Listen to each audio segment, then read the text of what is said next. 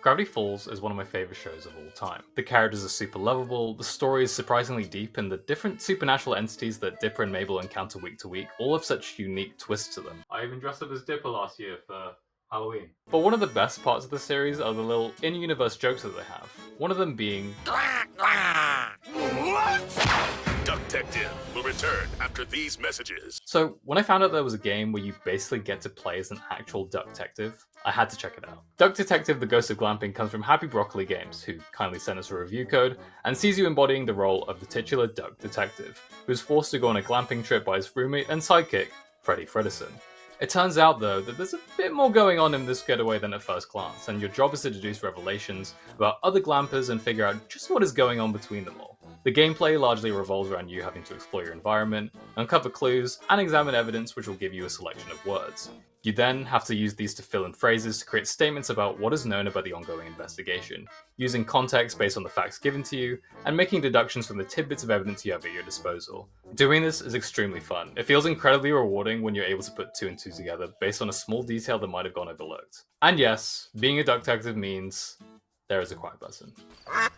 All of this is wrapped in a gorgeous package. The art style has these 2D, almost paper cutout character models that sort of waddle around the 3D environments, and it all just feels so cozy, especially since that's paired with an awesome soundtrack that borrows from classic detective noir motifs. The characters are aided by some great voiceover work too. All of the actors are clearly having a lot of fun here. I particularly enjoyed Brian David Gilbert's Freddy and his goofy interplay with his avian partner.